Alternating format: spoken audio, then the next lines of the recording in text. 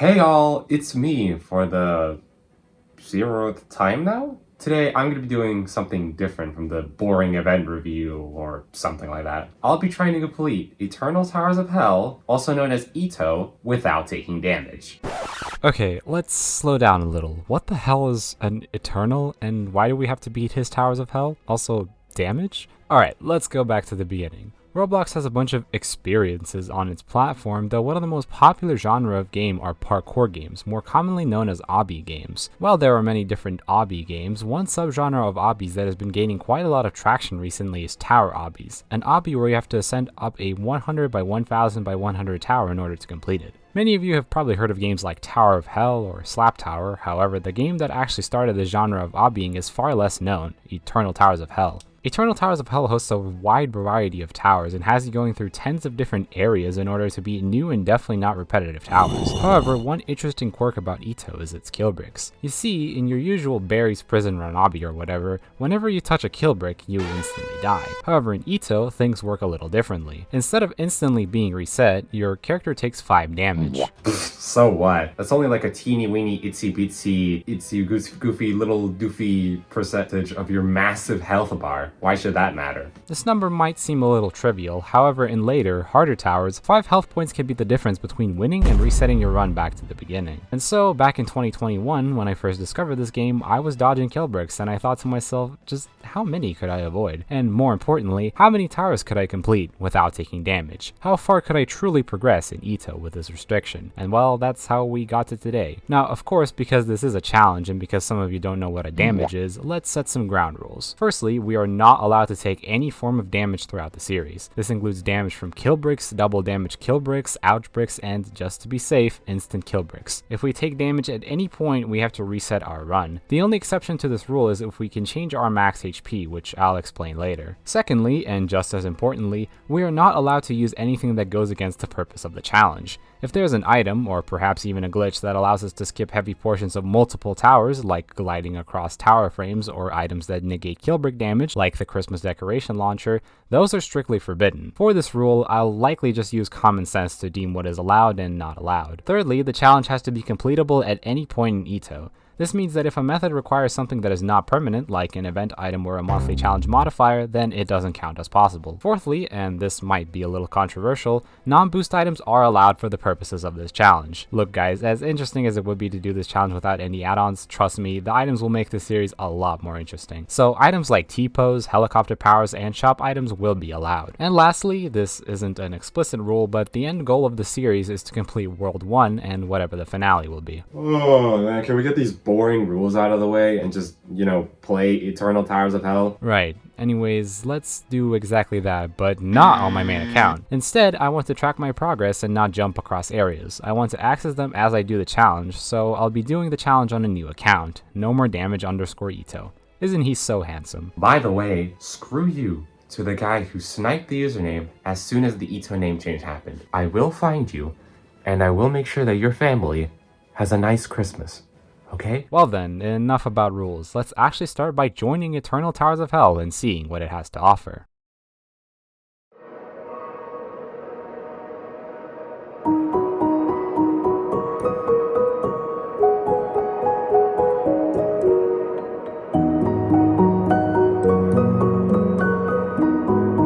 Upon loading into EToH for the first time, you're shown this beautiful introductory section. Just wow, this is crazy to see as a person who has been playing the game for so many years. Anyways, you are then greeted by Ringo, who tells us to go to this tower. Who does this Ringo guy think he is, my dad?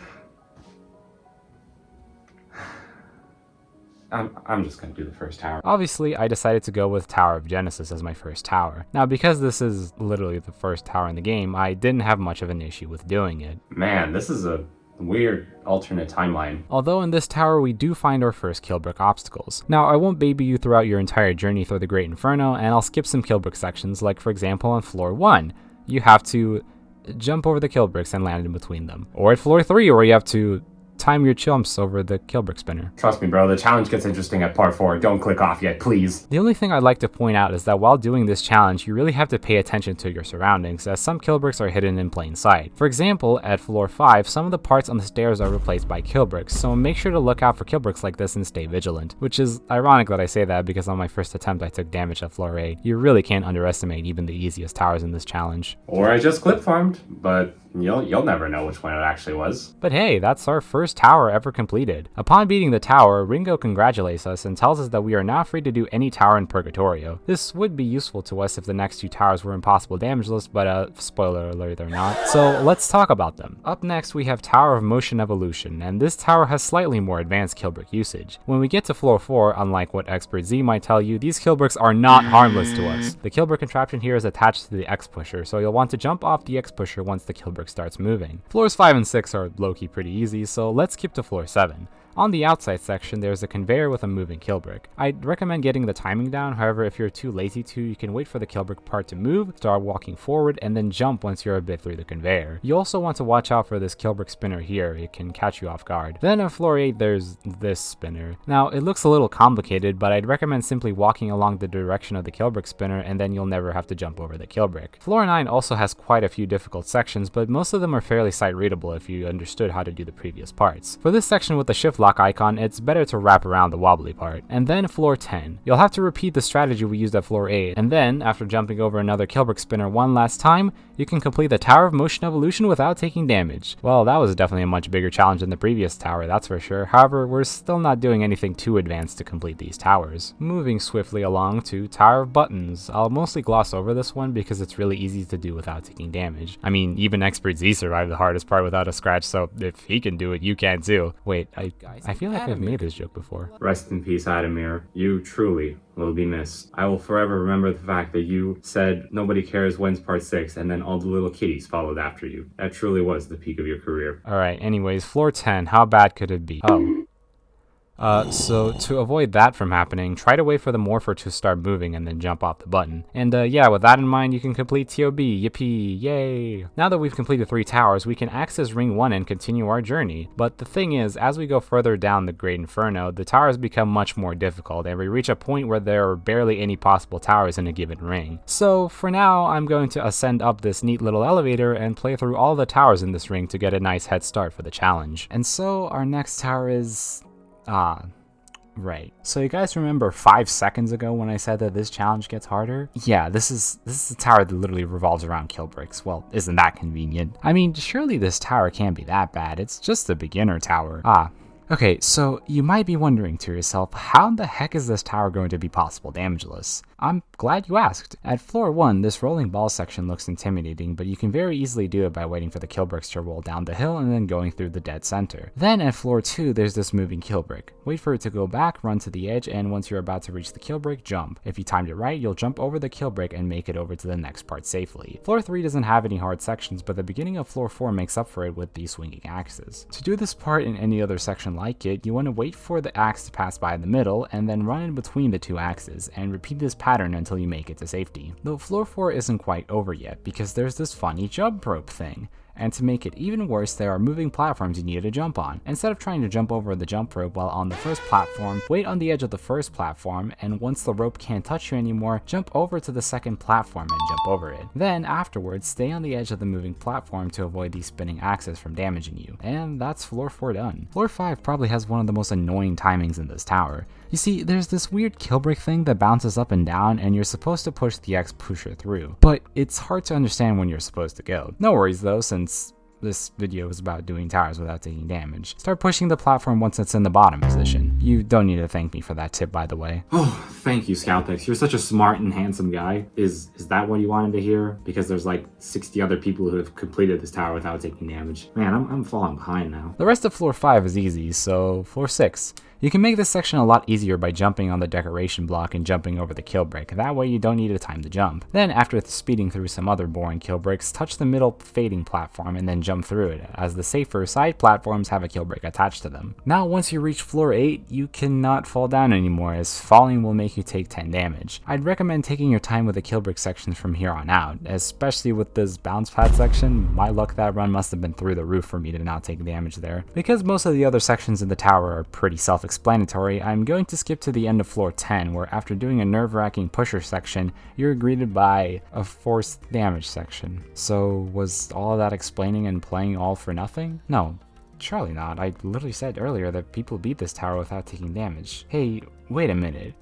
Woo, what does this button do? Yeah, I'm sure none of you are all that surprised about that button, but hey, I'm glad they added it. And yeah, after that, you can safely walk to the wind path. Wait, hold up. What's wrong with your health bar? Why is it so small? Could it be that you're cheating? Okay, so I may have not told you one thing about this tower. You remember that rule where I said that I'd explain what it meant later? Well, now's that time. At floor 1, there's a secret room that allows you to lower your max HP to just 1 health point, which makes you vulnerable to every kill brick. Legends tell of a valiant warrior that shall one day conquer a challenge long forgotten. Jeez, that's a subtle diss in my series. As you can see, it's very alive, thank you. So yeah, we are allowed to have our max HP shift throughout the series as long as we stay at 100% of our health bar throughout the entire run. Okay, anyways, now we can touch that sweet wind pad and finally complete the Tower of Critical Damage without taking damage. Up next is Tower of Boost Mayhem, which is thankfully a lot easier to complete compared to what we just did. This kill brick at floor 1 was the only thing that caught me off guard, but the rest of the tower is pretty easy and sight readable and doesn't really offer us a challenge, so hey, free tower point, I'll take it.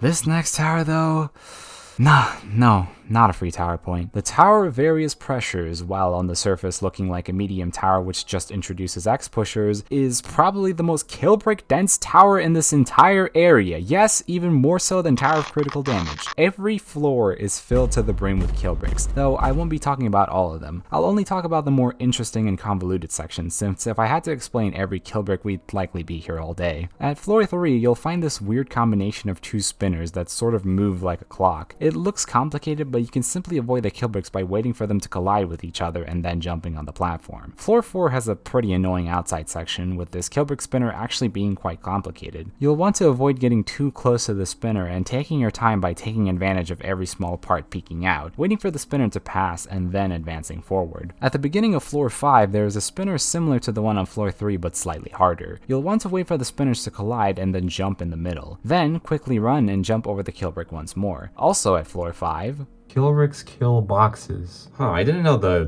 push boxes also were doing the no damage challenge. Floor 6 is when the difficulty really starts to ramp up. The main difficulty comes from the left button on this floor, so I'd recommend starting with it just to get it out of the way. This first spinner jump looks complicated, but you simply just have to jump off the normal platform as late as possible. Now for this spinning Swiss cheese kill brick sphere thing. While there's probably 100 different strategies for this part, what I do is I wait for this big kill brick circle to pass before simply blitzing through. And then one last obstacle. Now here's the thing about Eternal Towers of Hell. Practically every part in the game has a texture called studs, and we can use them to align our jumps fairly consistently. You'll want to align yourself roughly on the 3rd stud, then jump, let go of W for a brief moment, and jump again. If you somehow got past that horrendous jump, then you've gotten 1 out of the 2 buttons. Thankfully the second button is a lot easier, though it's important that I teach you how to avoid this spiky platform consistently. Basically, you want it so that the spiky platform is as close to you as possible, so jump onto the tilting platform and then jump back up. Then you can run to the ladder and jump up to it in time before the spike catches up to you. You'll want to repeat this a few more times throughout the tower when necessary. And finally, you can do this neat little skip to avoid doing whatever the hell that contraption is. And that's floor 6. Only 4 more floors to go. At floor 7, there's a moving platform part where you'll have to look ahead to avoid a killbrick spinner from touching you, though not inappropriately. It's not too difficult, but it's easy to forget about in a real run. And then for this tilted jump, I'd recommend doing it like a wraparound, as it's a lot more consistent that way. If you don't have T-pose, you can face backwards to avoid the animation from hitting the kill brick. And then lastly, another Swiss cheese kill brick spinner sphere thing. Yeah, this tower really likes these for some reason. The tower creator was so proud, he just had to include this obstacle twice, I guess. Well, anyway, I usually wait for this big upside down triangle to pass and then once again rush through. Alright, and now for the most complicated obstacle in the tower at floor 8. Now this section just looks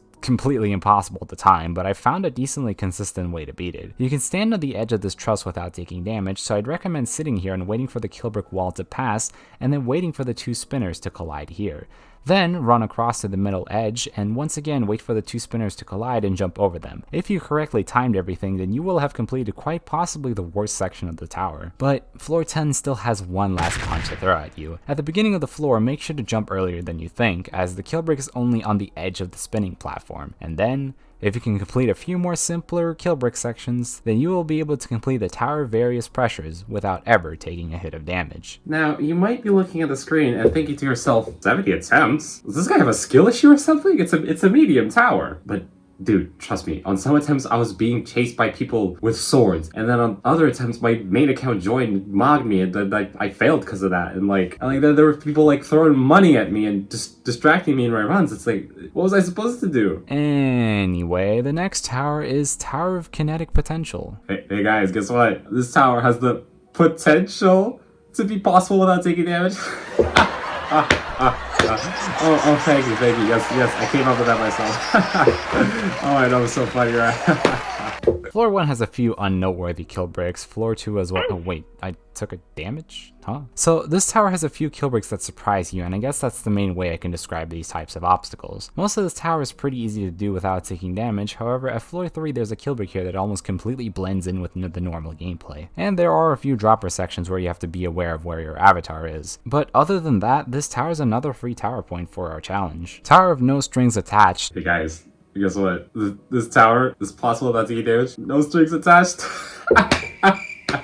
Hey, why is no one laughing? Was anyone even laughing at the first joke? Fine, I guess I'll stop with the stupid tower puns for a few minutes, I guess. Anyway, while this tower seems fairly easy on a casual playthrough, it offers us a real challenge at certain sections. I'm going to skip over most of the killbricks in this tower as they're pretty uninteresting and skip to the last floor. Or floors? I'm not really sure. The final floor is made up of 3 challenges, with 2 of them being nightmarish difficulty spikes compared to the rest of the tower. The swing challenge is one of those 2, and the main difficulty comes from these lightning bolt things. If you couldn't tell already, they deal damage and their timings are a little wonky. For this conveyor section, you'll have to face sideways, and as soon as the killbrick closest to you passes your trajectory, let go of all keys until you reach the midpoint. Here you want to continue stalling until you get the same timing and repeat the previous step one more time. After that, there's only one more slightly more difficult section. You'll have to go to the left wall and face the killbrick spinners. Then, as soon as the killbrick starts going up, you should start walking. Once you pass this 3rd spinner, you'll want to jump and turn your character to the right about 45 degrees with shift lock mid-air. Now, to be fair, there might be a less complicated way of doing this part, but that's besides the point. Oh yeah, and choose the left zip line, otherwise you will get damaged by the piss pillars. Now for the second challenge, the balloon one. For the first jump, you should treat these spinners as if it's a solid non-moving killbrick and just jump over it. Don't try to time it, please. And then only the hardest section of the tower awaits you. You know, at basically the last floor. Nice. Now, remember how I mentioned that we are allowed to use T-pose for the purposes of squeezing through gaps? Yeah, this is where this is going to be basically required for our challenge. Equip T-pose and press the purple button, then squeeze through this tiny gap between the fireballs and bounce pad, and preferably don't get bounced like my silly goofy self did. Then once you get past that, activate the orange button and hug the pink wall like it's your favorite anime body pillow, otherwise you will take damage. If you do that and don't fail the zipline section at the very end like an idiot, then you'll complete the Tower of No Strings Attached. Let's just hope there won't be any more towers that have their hardest sections at the end. I hope you guys like keys, because this tower is all about keys. Why is there even a tower based on keys anyway? Floor 1! Now you could do this really luck-based and inconsistent ball section, get the key and then go back, but here on the Scouthex channel, we don't roll like that. Instead, there's a super secret path to the side here that we can walk through, go to this wall and equip T-pose, get the key, and then walk up to this guy and touch the spawn. Now we're back to the beginning of the tower with a key in our inventory and can continue progressing as normal up until floor 5, in the dungeon. You have to be careful after pushing this X pusher. You see, the floor below you is a killbrick, so you'll need to take advantage of the ball and use it to reach the truss to climb up. Then at floor 7, you have to get past this monstrosity. Now the best way to do it is by facing sideways with T-pose and then sort of following the path as the killbrick spin. However, the hard part isn't going forward, it's going back. You'll want to follow the non-killbrick path, and once you get to about the middle, you'll jump over the killbricks to avoid falling off. The second to last killbrick section is at floor 9, more specifically the blue challenge. Here you gotta avoid killbricks again, but you can't jump. Obstacles like this are the main reason I allow 𝗘𝘁𝗺𝗀𝗀, since it just makes this section so much easier even if it is technically possible without it. If you have 𝗘𝘁𝗺𝗀𝗀s, you can just simply follow the path, though if you don't, I guess you can try and slowly tap your way through it. And finally, floor 10. Now floor 10 is unique in the sense that you can choose what path you want to take, as you only need to collect 30 keys in total rather than collecting all of the keys. So essentially just avoid any key that could involve you taking damage in the process, and you will be able to complete the Tower of Keys to success without taking damage. Honestly, if they swapped out every key in this tower with the button, it'd probably play the same. The last tower in Ring 0 is Tower of Dancing All Night, and despite being the hardest tower by difficulty chart, it's actually the easiest to complete without taking damage, since I'm fairly certain that there are no kill bricks in this tower. I mean, hey, it's a nice break before the last challenge of this area. Hey, what do you mean by last challenge? I thought we were already done. Oh, no.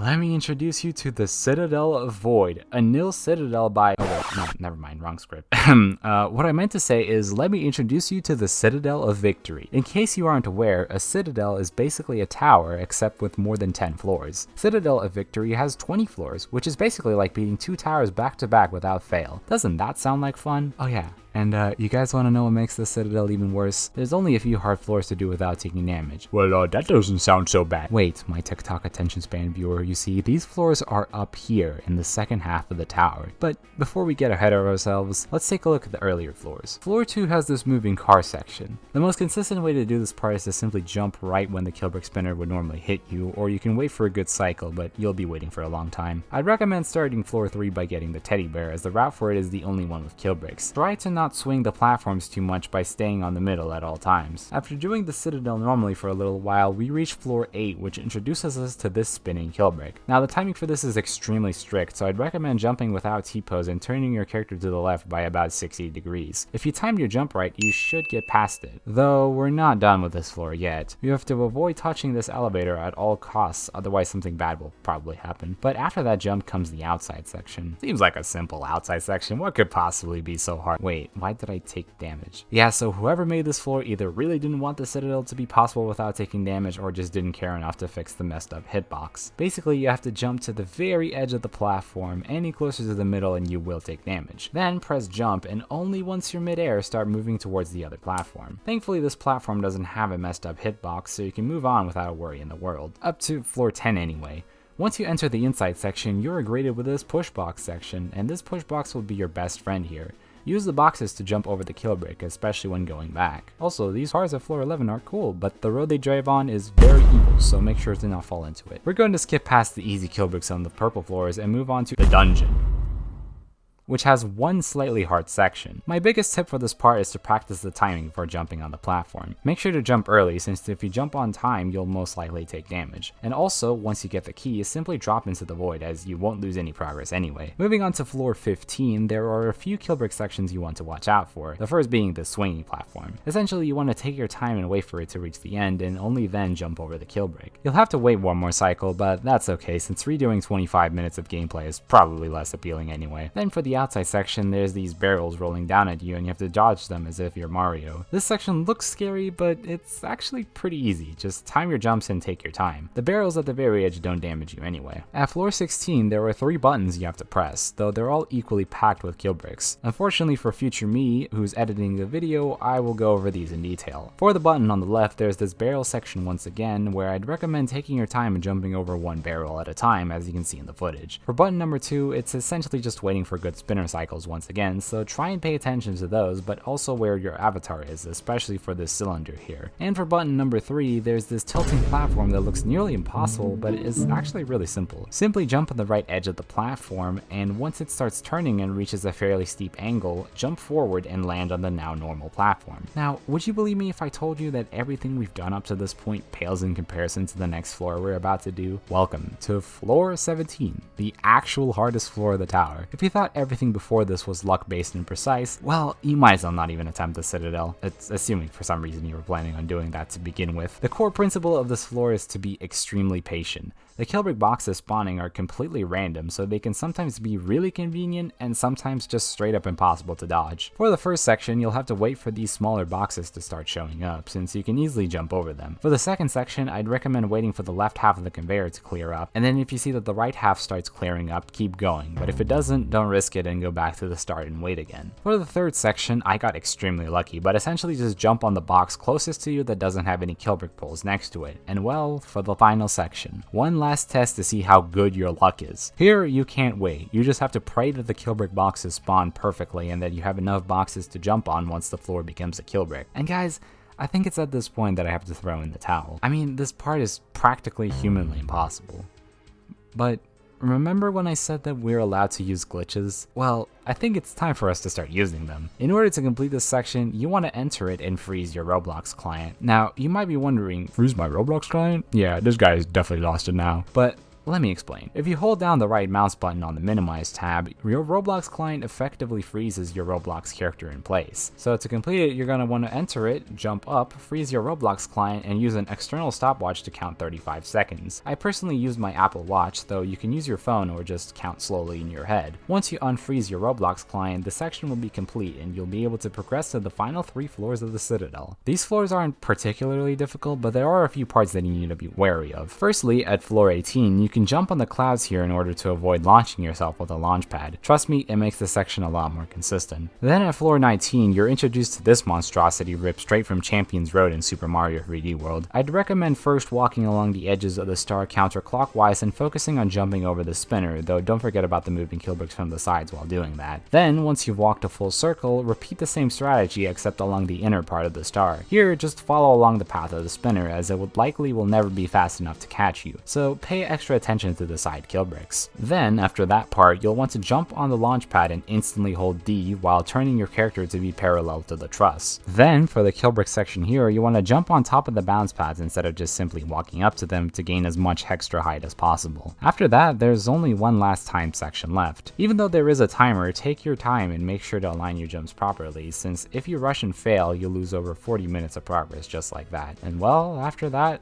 the only floor standing between you and victory is floor 20. Most of the killbricks on this floor are fairly similar to the ones you encountered along the way, since, you know, that's kind of the theme of the floor. My general tip for this floor is to not be afraid to fall or take your time, since there's practically no punishment for failing this part and running out of time. And also, not to fail this section. You know, I don't think I remember a single killbrick contraption looking like that on any floor. I honestly have no consistent method of doing this part. If you see that the moving part moves to the opposite side of you, you should only then attempt the jump. Just hope luck is on your side and that you don't run out of time. If you get past that, it's basically just a victory lap, as the only thing standing between you and the win pad is a few more simple killbrick sections. If you manage to touch the star on time, then you, my friend, can complete the Citadel of the Citadel of Victory without taking damage. That was easily the most annoying grind I did for this episode, but I'm glad that I beat it at the end of the day. But hey, that was also the last tower in this area. But wait, I feel like I haven't quite found one more tower. Yeah, obviously the mini tower is possible. There aren't even any killbricks in it. And so that's all of Purgatorio checked and completed. 11 out of 11, or 12 out of the 12 towers, are possible in this area, meaning that you can complete Purgatorio fully without taking damage. Well, isn't that lovely? We can now already access Ring 3, but in the next part, I'm only going to go to Ring 1 and its subrealm to not miss out on any tower points. Oh yeah, you should probably address that since, you know, the next part came out 4 years ago already. Right, so to anyone who's an OG damageless connoisseur, this video seems weird. Why is this the first part now? And also to anyone new, why is this the new first part? To be honest, part 1 is kind of not only is it just extremely outdated, I mean X more towers in the video turned out to be possible than what I covered there, but also the rules are really vague and obviously not very true anymore, so I remade it. Now for anyone new, the next 7 parts of the series were made when the game was called Jukes Towers of Hell. This version of the game is fairly similar to the current game, except the lobbies look a little uglier. Hey, it's called Personality. EToH's just not my OG anymore, man. Bring back Juke. Right, anyways, the lobbies look different, and also a few notable towers like Tower of Noticeable Infuriation are missing. Some towers look different, like Toast, Tower of Madness, and way more that I can't be bothered to name. Essentially, all these changes will be addressed by part 8, and either way, they don't affect the series all that much. And also, each part has a missed tower section, so make sure to watch all of those before commenting about a damageless strategy idea. But yeah, that's about it really. Well hey, that sure as hell was a great first part. Yeah, the other one's it's just the next part, guys, am I right? But anyway, remember everyone, Stay in school, don't do drugs, and make sure to clearly define the rules of your challenge. Otherwise, children will yell at you for not utilizing a 2020 Christmas event item for your challenge. I'll see you in the next one! Hey y'all, welcome to the new outro thing. So this would be just a quick thoughts on the video after I finish editing it, and I don't really have much to say, so yeah, I'm just glad to finally get part 0 out. Sorry for the delays. And yeah, so hopefully you like the new cool outro thingy. Yeah.